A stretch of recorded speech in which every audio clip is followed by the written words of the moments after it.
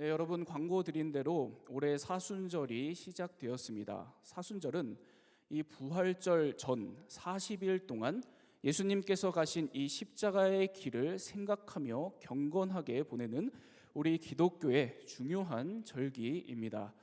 여러분, 이 사순절을 생각을 하면 우리 기독교에서는 주로 이 사순절의 기간을 이 길에 비유해서 설명을 자주 합니다. 길이요. 우리 사순절 이 교회 말씀 훈련도 이렇게 생각을 해보면 부활을 향한 40일의 여정이라고 이 이름을 붙였죠. 길이라는 겁니다. 예수님께서 십자가를 향해서 가신 그 삶이 길이라는 거예요. 그리고 그 주님을 믿는 우리 그리스도인들의 삶과 신앙도 어떻게 보면 길이라는 겁니다. 그래서 우리가 이 기간 동안 내가 가고 있는 이 길에 대해서 깊게 묵상을 해보고 예수님이 가신 그 길도 깊게 생각하고 경건하게 보내는 것이 우리 이 사순절 절기라고 할 수 있습니다. 길에 관한 이야기 중에 제가 최근에 이런 글을 하나 읽었습니다. 이 내리막 세상에서 일하는 노마드를 위한 안내서라는 이 긴 제목의 책인데요. 이 직장 생활에 관한 책입니다. 제가 이 책을 보다가 이 소제목 중에 이런 소제목이 하나 써 있는 걸 보고 이 시선을 뗄 수가 없었습니다. 한참 좀 봤거든요. 이런 제목 문구였습니다. 길을 잃었다는 느낌. 길을 잃었다는 느낌이요. 이 문구, 이 표현 아래로 이 책을 쓴 저자가 이 본인 스스로 직장 생활을 오랫동안 하면서 길을 잃은 것 같은 느낌을 받았을 때 그 일화 얘기가 쭉 나옵니다. 이 저자가 첫 직장에 발을 들이고 불과 3년 만에 이직을 고민하기 시작했답니다. 3년 만에요? 우리 중 누군가의 이야기인 것 같죠? 3년 만에 이직을 고민하기 시작했답니다. 여러분, 그냥 쉽게 들어간 직장이 아니었던 거예요. 정말 그 직장에 들어가고 싶어서 마음을 졸이면서 많은 준비를 해서 시험에 시험을 거듭해서 최선을 다해서 들어간 그런 직장이었답니다. 그리고 들어가서도 내게 주어지는 일들을 정말 최선을 다해서 잘해내고 싶어서 매일 매순간을 열심히 주어진 업무들을 그렇게 처리했답니다. 그런데 3년도 안 돼서 이 마음이 달라진 겁니다. 더 이상 일이 즐겁지가 않더라는 거예요. 거기다가 자잘한 불만들이 하나 둘씩 없어지지 않고 계속해서 늘어나더랍니다. 그러면서 이 마음에 확신이 없어지더래요. 내가 왜 지금 이걸 해야 되지? 내가 이 일을 왜 해야 되지? 내가 이 직장에 왜 있어야 되지? 이 상태가 쉽게 사라지지 않고 자그마치 10년 동안을 오르락 내리락 하면서 계속 반복되더랍니다. 지속적으로 이 느낌을 받았다는 거예요. 그러면서 이 저자가 이런 생각을 해요. 내가 잘못된 건가? 나한테 문제가 있나? 왜 내가 이런 마음이 들지? 나는 이 직장 생활을, 일을 어떻게 하면서 살아야 되지? 오래 생각했답니다. 그리고 오래 고민하고 그 연구 끝에 이 책을 쓴 겁니다. 네, 그리고 이 책을 보면 이런 결론을 내리게 돼요. 내가 이것저것 책들 보고 막 연구하고 하다 보니까 내가 잘못된 게 아니구나. 이 시대가 바뀐 거구나. 이 시대가 예전처럼 어느 한 곳에 정착해서 사는 그런 시대가 이제는 아니라 끊임없이 떠돌면서 삶의 의미를 찾고 그러면서 성장해 나가는 것이 오늘날 현대인들이 살아가는 길이구나. 이 세상이 이렇게 바뀌었구나. 이걸 깨닫게 됐답니다. 그러면서 이 저자가 친구들과 함께 공동 경영의 형태로 창업을 해서 자신들이 하고 싶은 것들을 계속 시도하면서 삶의 의미를 찾고 살아가게 됐답니다. 이 이야기요. 여러분, 제가 이와 비슷한 이야기, 비슷한 오늘날 현대인들의 특징을 최근에 일간지 칼럼 하나를 통해서 보게 된 적이 있습니다. 이런 특징을 가진 오늘날 현대인들을 뭐라고 부르는지 아세요? 호모 비아토르라고 부른답니다. 호모 비아토르요.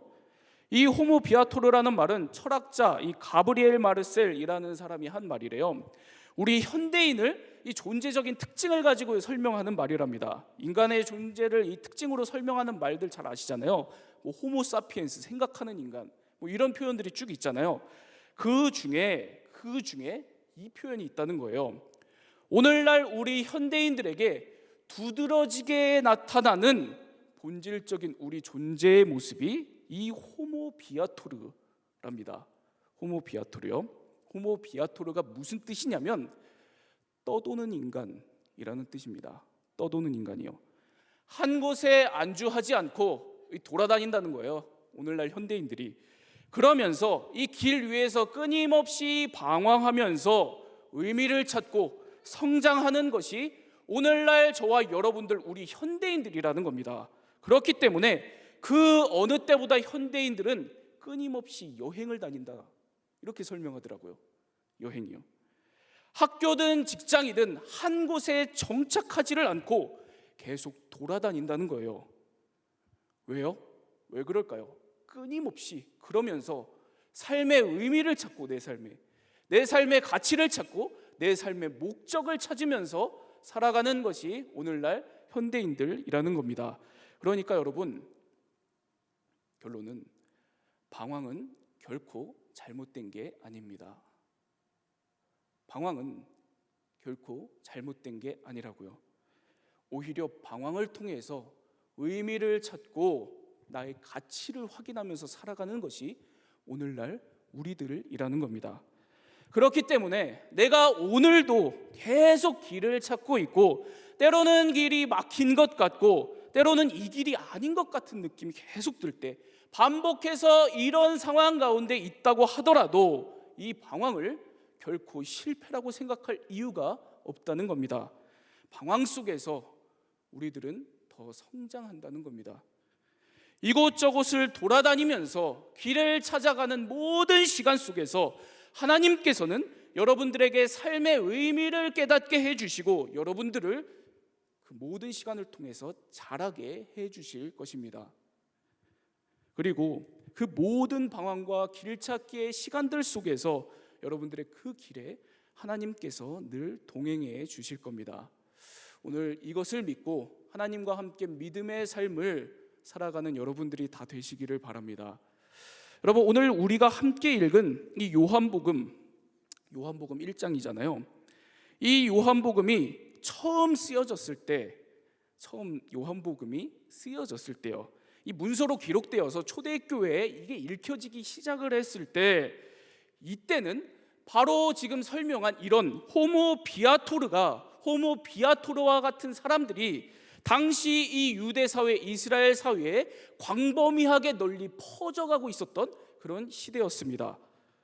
요한복음이 기록되어서 이 초대교회 이 공동체에서 읽혀지고 있었을 때는요, 예수님께서 부활해서 승천하시고 그리고 초대교회가 생겨나고 약 30년에서 50년 정도가 지났을 그런 시기로 추정을 합니다. 이 시기에 가장 중요한 사건이 하나가 있었습니다. 그건 뭐냐면, 로마 군대가 유대 땅에 쳐들어와서 예루살렘 성전을 남김없이 파괴해버리는 아주 무시무시한 사건이 이 당시에 벌어집니다. 여러분, 우리가 알다시피 이 예루살렘 성전 하면은 이 당시에 유대인들의 신앙에 있어서 가장 중요한 이 신앙의 중심 아닙니까? 핵심이요. 그런데 하루아침에 이 신앙의 중심이 파괴돼 버린 겁니다. 사라져 버린 거예요. 그래서 이때부터 이 모든 유대인들의 신앙이 호모비아토르, 떠도는 신앙으로 바뀌게 됩니다. 그런가 하면 여러분, 이 당시에 초대교회 그리스도인들도 어떻게 됐을까요? 당연히 이 초대교회 그리스도인들도 이 신앙의 중심이 이 당시에 예루살렘에 있었던 예루살렘 교회가 이 당시에 이 초대교회 그리스도인들의 신앙의 중심이었습니다. 똑같이 예루살렘 성전이 파괴되면서 예루살렘에 모여 있었던 이 초대교회 성도들도 구심점을 잃어버리게 됩니다. 호모비아토르 같은 인생, 호모비아토르 같은 신앙생활로 하루아침에 빠져버리게 된 겁니다. 이런 상황에서 이 예수님의 제자 중 한 사람이었던 사도 요한이 떠도는 이 초대교회 성도들에게, 호모비아토르가 되어버린 이 성도들에게 어떻게 하면 신앙의 중심을 이런 상황에서 잡을 수 있을지, 신앙의 중심 잡기를 얘기하기 위해서 본인 스스로가 경험한 예수님에 대해서 쓴 책이 바로 이 요한복음입니다. 여러분, 그렇기 때문에 오늘 우리에게 이 요한복음 말씀은 너무도 중요한 말씀이겠죠. 코로나의 이 긴 상황 속에서 너도 나도 삶의 중심을 잃어버리고 신앙의 중심을 회복해야 될 우리들에게 이 요한복음 말씀이 참 중요한 말씀이 될 거라고 우리가 생각할 수 있습니다. 여러분, 이 요한복음 말씀 중에 가장 먼저, 가장 처음으로 예수님께서 직접 하신 말씀을 기록하고 있는 본문, 그게 바로 오늘 말씀 1장 35절에서 39절입니다. 너무 중요하겠죠. 오늘 이 말씀을 통해서 호모비아토르 같은 우리 인생의 중심 잡기에 관한 말씀 두 가지를 나누도록 하겠습니다. 호모비아토르 같은 우리 인생의 중심 잡기, 그 첫 번째로 오늘 말씀에서 이 제자들은 선생을 필요로 했습니다. 선생님을 필요로 했습니다.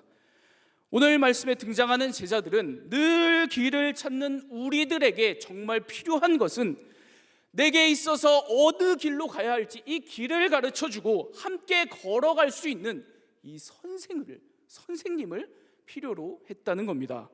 오늘 말씀 1장 35절에서 38절을 보겠습니다. 요한복음 1장 35절에서 38절입니다.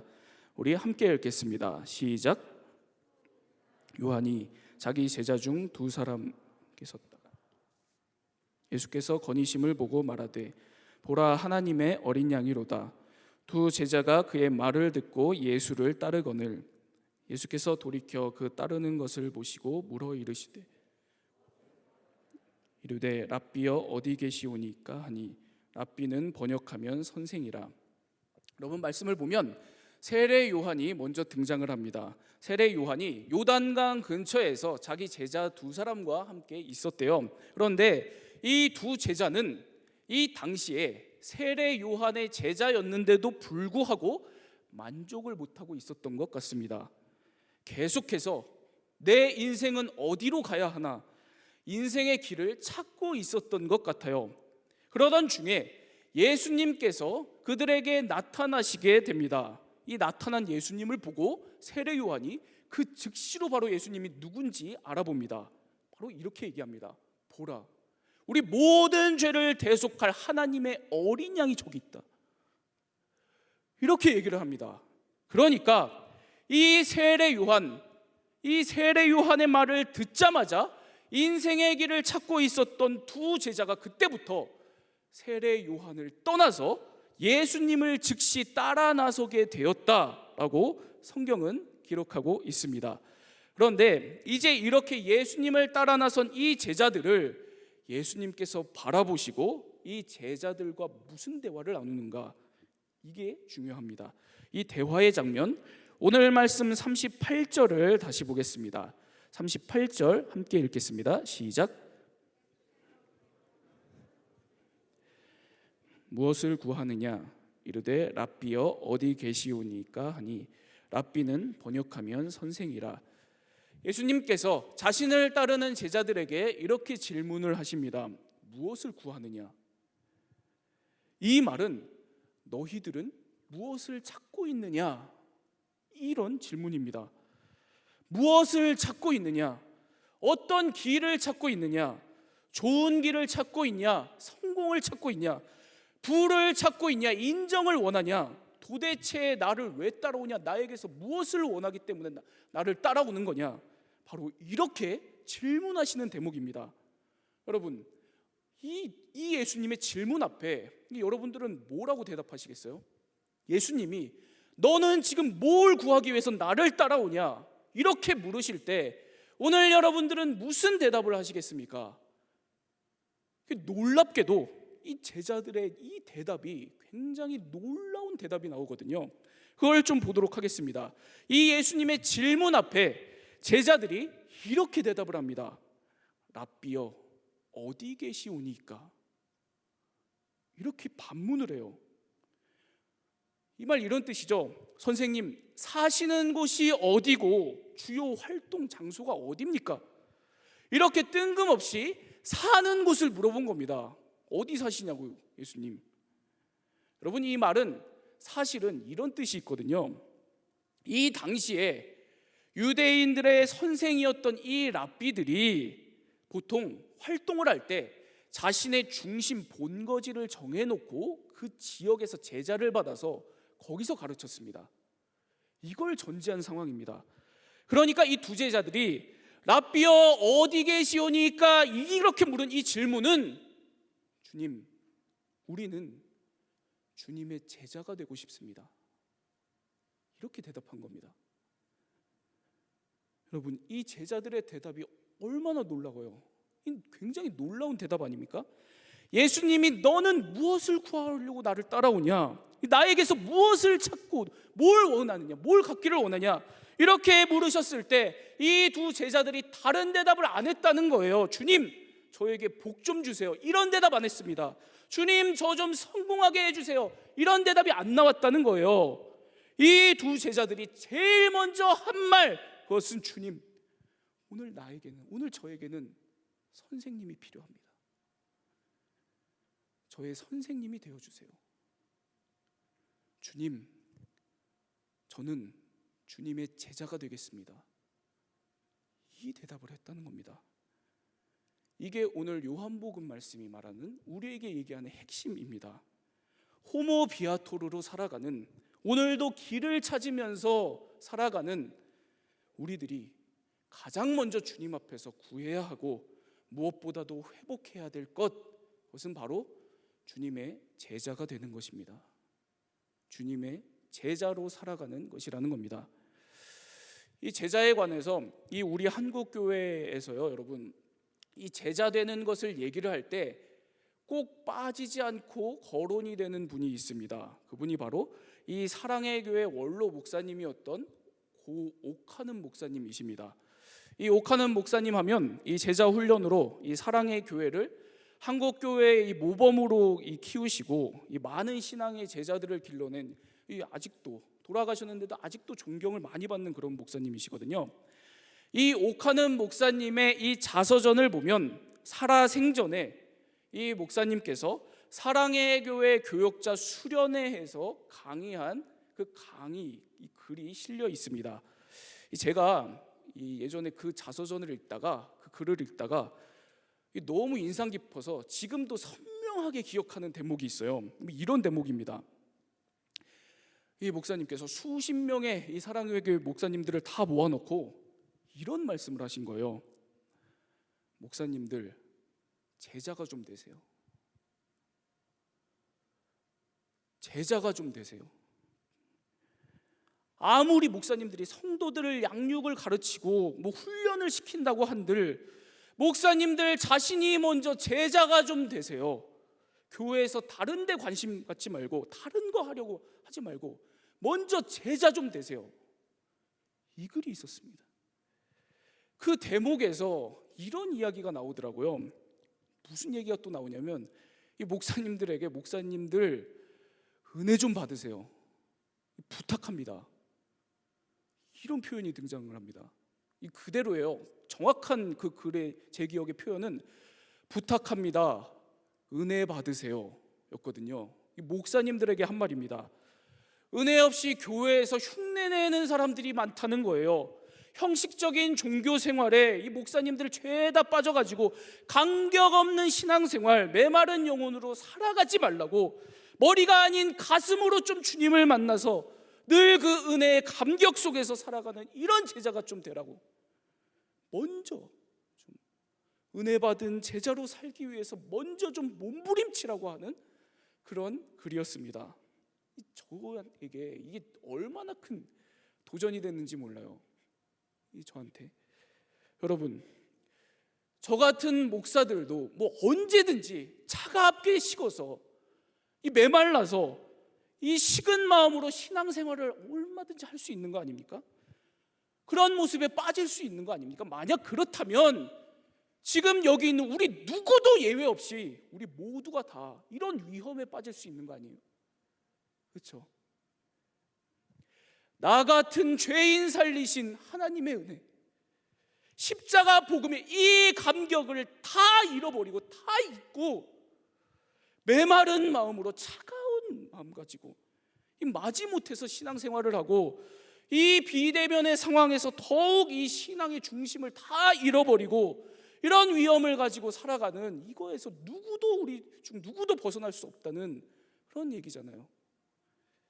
그렇기 때문에 우리 상당 대학 청년부 이 모두는 오늘 이 말씀 앞에 좀 섰으면 좋겠습니다. 오늘 이 주님의 이 말씀이요, 오늘 우리 앞에 계신 이 주님 앞에서 이거 하나만 우리가 다 구하기를 원합니다. 주님, 저 좀 주님의 제자가 되게 해주세요. 주님 제자로 살게 해주세요. 이 결단 앞에 이 자리에 있는 누구도 예외가 없기를 바라요. 여러분, 저뿐만 아니라 우리 목회자들, 우리 부장 집사님들, 온 지 얼마 안 된 새가족들까지 오늘 주님 앞에서 이 한 가지, 주님께서 너는 도대체 나에게 뭘 원하길래, 뭘 구하길래 이 자리에 와서 나를 찾고 있냐, 이 주님의 물음 앞에 이 단 한 가지로 다 같이 대답하기를 원합니다. 주님, 저희들은 주님의 제자가 되기를 원합니다. 우리 모두가 다 다른 사람으로 신앙생활을 하는 게 아니라, 다른 걸 가지고 성장해 나가는 것이 아니라 주님의 제자로 신앙생활하고 자라가게 하여 주옵소서. 이 제자된 은혜의 감격을 위해서 몸부림치며 살게 해 주옵소서. 바로 이와 같은 대답과 결단이 오늘 저와 여러분들에게 다 있기를 바랍니다. 여러분, 그런가 하면 바로 이렇게 주님 어디 계십니까? 주님이 계신 곳에 함께 거하면서 주님의 제자로 살기를 원합니다. 이렇게 고백한 제자들에게 이제 무슨 일이 벌어질까요? 그 내용을 우리가 함께 더 들여다보도록 하겠습니다. 오늘 말씀 38절에서 39절 말씀입니다. 38절과 39절 말씀 우리 함께 읽겠습니다. 시작. 예수께서 돌이켜 그 따르는 것을 보시고 물어 이르시되 무엇을 구하느냐? 이르되 랍비여 어디 계시오니까 하니, 랍비는 번역하면 선생이라. 더 이르시되 와서 보라. 그러므로 그들이 가서 계신 데를 보고 그날 함께 거하니 때가 10시쯤 되었더라. 호모 비아토르 같은 우리 인생의 중심 잡기, 이 두 번째입니다.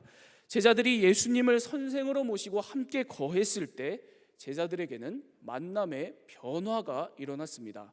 만남의 변화요. 여러분, 제자들을 한번 다시 생각해 볼까요? 무엇을 구하느냐, 무엇을 찾고 있냐는 이 주님의 질문에 나에게는 성공이 필요합니다. 주님, 나는 좋은 길 좀 가고 싶습니다. 나는 인정받는 인생 되고 싶습니다. 이렇게 제자들은 대답하지 않았습니다. 주님 어디 계십니까? 주님과 함께 거하고 싶습니다. 이렇게 대답했습니다. 이 제자들의 말에 예수님께서는 그래? 그러면 와서 봐라. 이렇게 대답하셨습니다. 그리고 나서 이 와서 보라는 이 예수님의 말씀에 제자들이 그대로 따라가서 주님의 제자가 되어서 함께 거했다고 성경은 그렇게 기록을 하고 있죠. 여러분, 그런데 그게 끝이 아닙니다. 오늘 말씀을 보면 오늘 말씀 마지막에 아주 독특한 표현이 하나가 등장을 합니다.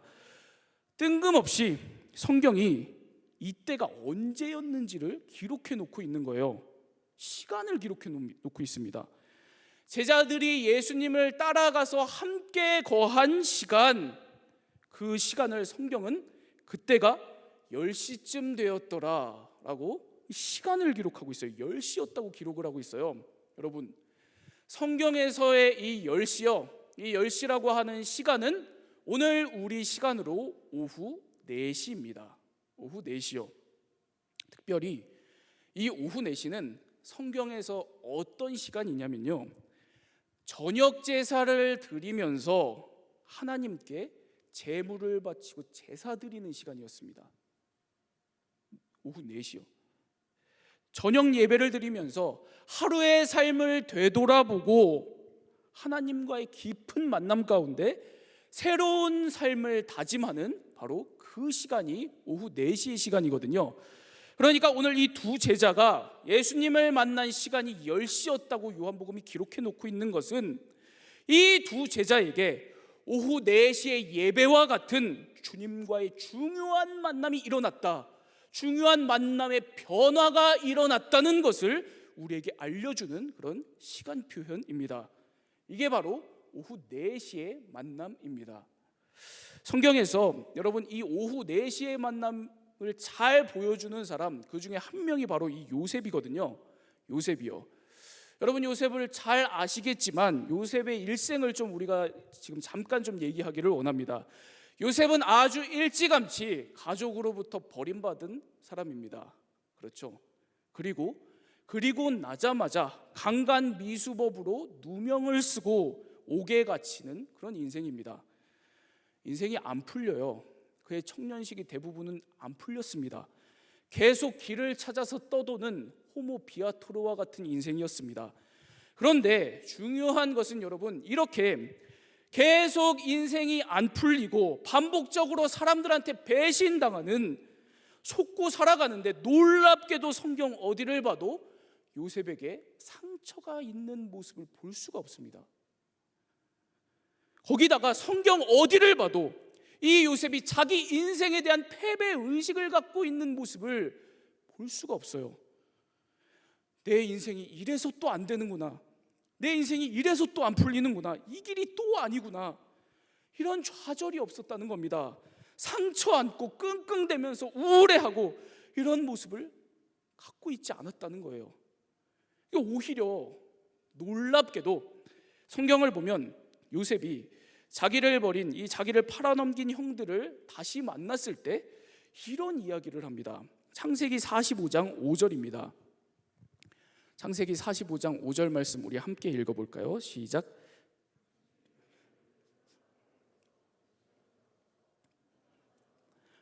하나님이 생명을 구원하시려고 나를 당신들보다 먼저 보내셨나이다. 요셉이 자기 인생을 지금 어떻게 생각하고 있는지를 우리가 보는 겁니다. 하나님이 생명을 구원하시기 위한 인생이었다, 이렇게 해석을 하고 있는 겁니다. 자기 인생에 대한 이 해석을 완전히 다르게 하고 있습니다. 우리가 지금 얘기한 이 요셉의 인생, 그 본인 스스로의 이 해석이 완전히 다른 걸 우리가 지금 보고 있습니다. 누가 봐도 인생 안 풀렸던 인생입니다. 배신당했던 그런 인생인데 하나님이 그렇게 나를 인도하신 것은 생명을 구원하시려고 하신 것이다, 이렇게 자기 인생의 가치와 목적을 분명히 하고 있습니다. 너무 놀라운 이 해석 아닙니까 여러분? 요셉이 어떻게 이렇게 자기 인생에 대한 관점을, 내 인생의 가치, 내 인생의 목적, 의미를 이렇게 건강하게 가질 수 있었는가? 성경은 그 이유를 이렇게 적고 있습니다. 창세기 39장 2절을 보겠습니다. 창세기 39장 2절. 여호와께서 요셉과 함께 하심으로 그가 형통한 자가 되어. 창세기 39장 23절도 보도록 하겠습니다. 여호와께서 요셉과 함께 하심이라 여호와께서 그를 범사에 형통하게 하셨더라. 여러분 이 두 구절을 보면 반복해서 등장하는 말씀, 하나님께서 요셉과 함께 하셨다는 겁니다. 요셉이 가족으로부터 버림받고 억울한 누명을 쓰고 감옥에 gat혀 있고 이 모든 인생의 과정 속에서 요셉이 전혀 상처받지 않고 전혀 좌절하지 않고 오히려 더욱 끊임없이 이 인생의 길을 찾는 이 모든 시간 속에서 내 인생의 가치와 목적과 의미를 건강하게 가져갈 수 있었던 그 비결, 그것은 하나님이 함께 하셨기 때문입니다. 하나님이 함께 하셔서 바꾸어 가신 겁니다. 나의 지금 인생에 대해서 가치와 목적과 이 의미를, 그 생각을 하나님이 바꾸어 가신 겁니다. 그러니까 요셉의 인생은 그냥 호모 비아토르의 인생이 아니라 하나님이 함께 하셔서 나를 변화시켜가는 오후 4시의 인생이었던 겁니다. 하나님과 함께해서 만남의 깊은 변화로 자기 인생의 가치와 목적, 의미를 발견하는 이 오후 4시의 인생을 요셉은 살았다는 겁니다. 여러분, 바로 이것이 저와 여러분들이 살아가는 제자의 인생입니다. 오후 4시의 인생이요. 주님은 제자로 살아가는 우리들을 반드시 이 오후 4시의 인생으로 살아가게 하십니다. 여러분, 오늘 말씀 단 한 가지 얘기하는 거거든요. 주님의 제자가 됩시다. 주님의 제자로 살아갑시다. 예수님의 제자가 되자는 이 말은 다른 뜻이 아닙니다. 여러분, 오늘도 예수님과 함께 거하면서 오후 4시의 인생으로 살아가자는 그런 말입니다. 오늘도 주님 어디 계십니까? 제가 그곳에 가서 함께 하겠습니다. 주님의 제자가 되겠습니다. 이렇게 고백하고 주님을 따라 나설 때 우리 예수님께서는 우리의 선생님이 되어주셔서 가장 좋은 길을 우리에게 알려주실 겁니다. 그리고 그 길에 동행해 주실 겁니다. 평생 이 세상 속에서 이곳저곳을 돌아다니면서 길을 찾으면서 살아야 될 우리들에게 참된 안내자가 되어주실 겁니다. 그래서 우리의 인생을 오후 4시의 인생으로 변화시키셔서 매 순간 우리의 인생의 삶의 가치와 목적과 의미를 깨닫게 해주시고 늘 더 성장하는 인생으로 살아가게 해주실 것입니다. 여러분 꼭 기억하시기 바랍니다. 주님은 여러분들을 오후 4시의 제자로 부르셨습니다. 이 부르심에 응답하며 오늘도 이 오후 4시의 제자들로 살아가는 여러분들이 다 되기를 바랍니다. 사랑의 하나님 아버지, 하나님, 오늘도 우리들은 길을 찾고 있습니다. 내가 무엇을 하면서 살아가야 할지 길 위에 서 있습니다. 하나님, 이 길이 오늘도 이 길이 제 길이 아닌 것만 같고, 그리고 내가 가고 싶은 길은 섣불리 나에게 다가오지 않고 하나님, 끊임없이 길을 찾으며 헤매며 오늘도 우리에게 주어진 삶을 우리들이 살아가고 있습니다. 하나님, 그런 우리들에게 하나님의 음성을 들려주시고 예수님과 함께하는 제자의 삶을 살아가게 역사하여 주옵소서. 무엇보다도 하나님, 우리 상당대학 청년부 모든 청년들 살아가는 모든 삶의 순간들을 오후 4시의 은혜로 채워주옵소서. 오후 4시의 변화의 은혜가 있게 하여 주옵소서. 오후 4시의 깨달음이 있게 하여 주옵소서. 오후 4시의 새로움이 있게 하여 주옵소서. 그리하여서 어떠한 길 가운데 있을지라도 주님, 그 길 위에서 주님께서 나에게 허락하신 삶의 의미와 가치와 목적을 깨닫고 그 주님께 붙들려 주님과 함께 살아가는 우리 상당대학 청년부 모든 청년들 지체들 될 수 있도록 주님 함께 하여 주옵소서. 그리하여서 우리 모든 청년들이 주님 앞에서 다시 한번 이 오후 4시의 제자로 살아가는 그러한 은혜가 있게 하여 주옵소서. 그렇게 우리 모두를 주님 오후 4시의 제자로 붙들어 주시고 삼아 주시고 그 정체성으로 살아갈 수 있도록 주님 우리에게 은혜를 베풀어 주옵소서. 이제는